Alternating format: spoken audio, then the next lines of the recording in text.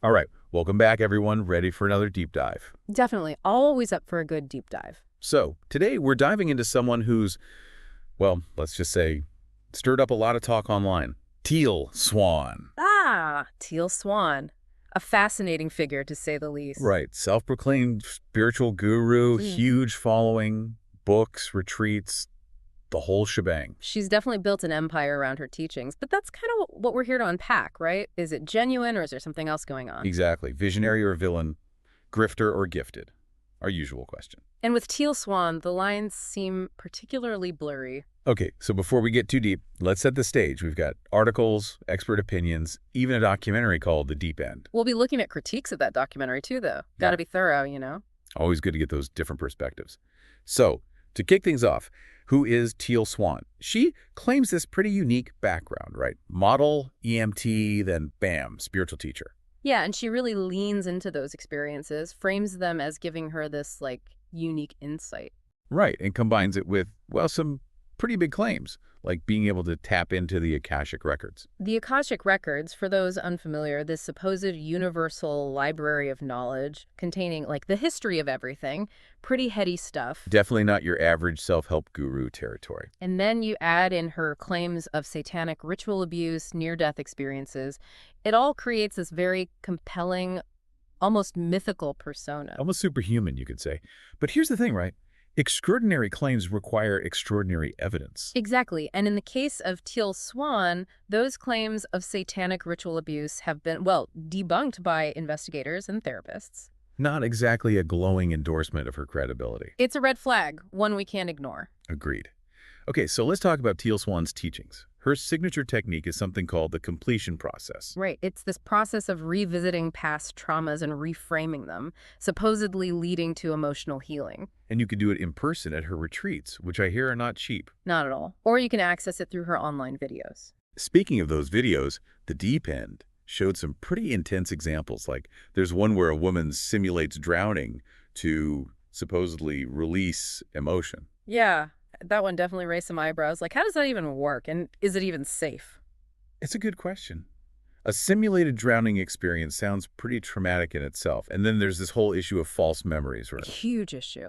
You see, the human mind is a complex thing, and memory, it's not always reliable. One article we read talked about a woman named Sabrina, who, after undergoing the completion process, became convinced she'd recovered repressed memories of abuse. And based on those supposed memories, she cut ties with her family. Which really highlights the potential dangers of this kind of therapy, especially without proper guidance. Absolutely. Repressed memory therapy, it's incredibly risky. Psychologists have documented that pretty extensively. So you're saying revisiting trauma in this way, it could actually lead people to believe things that never happened. It's a real possibility, and a scary one. It's why having qualified mental health professionals involved in any kind of trauma therapy is so crucial. All right, so we're starting to see some potential red flags. But this is where things get even more complicated and, honestly, a lot more controversial. Teal Swan's advice on suicide. Yeah, that's the part that really grabbed headlines.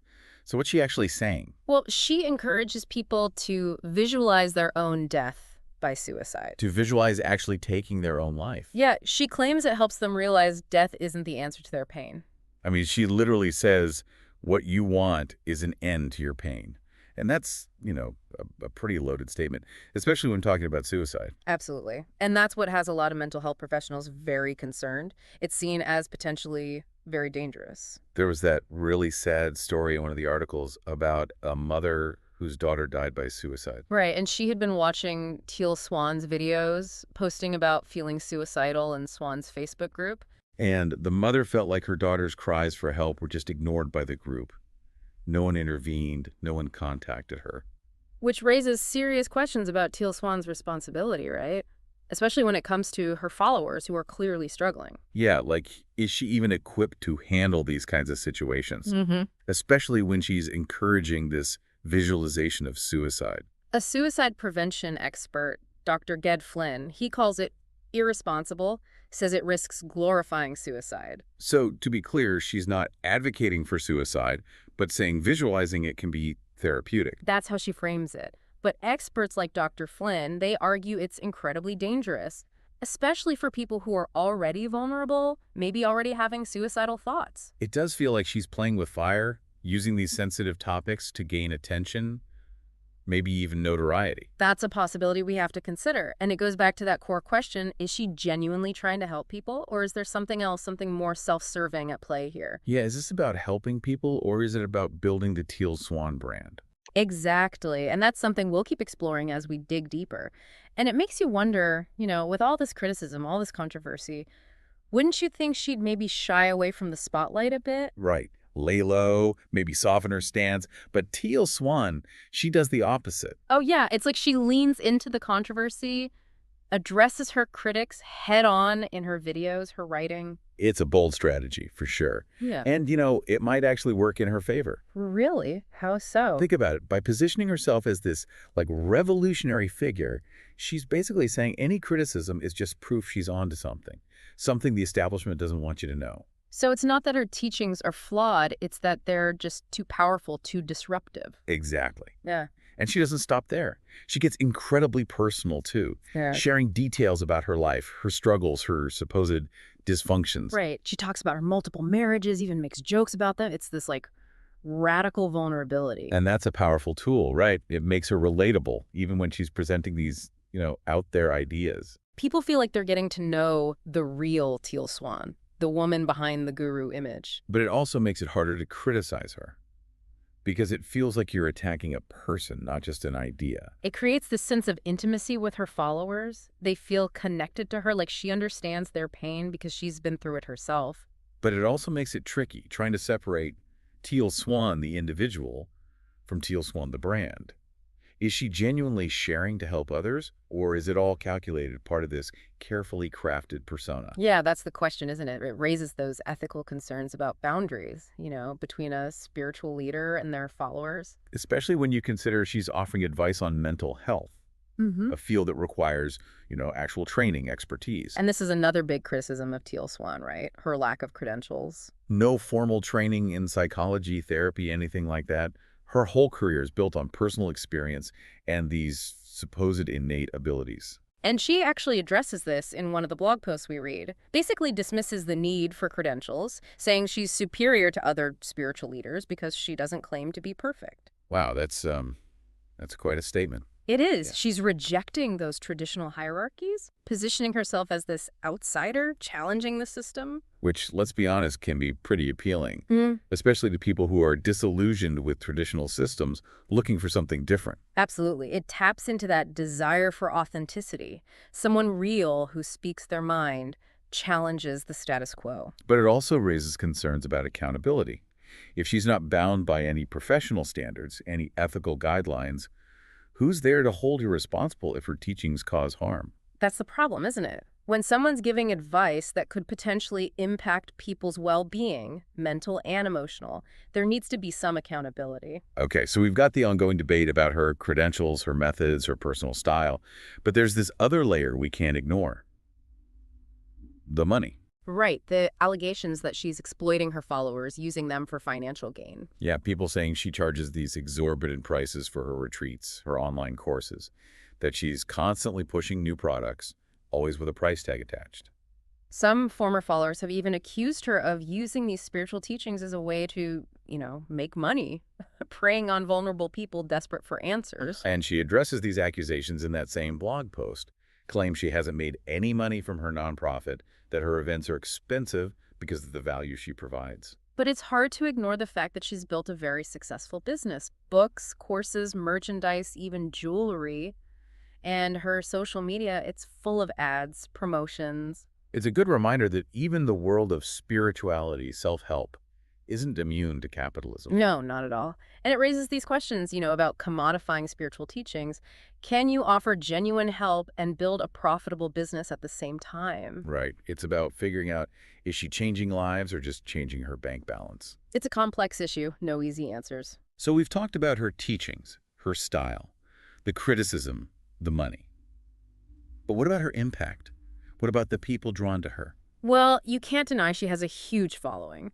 Millions of views on her videos, a massive online community. She's clearly resonating with a lot of people. And many of her followers, they credit her with helping them heal, find purpose. They see her as this source of hope, inspiration. And it's important to acknowledge that, right? There are people who genuinely feel she's helped them. Absolutely. But then you have those who've had negative experiences. Right. Former followers who've raised concerns about manipulation, feeling pressured to conform.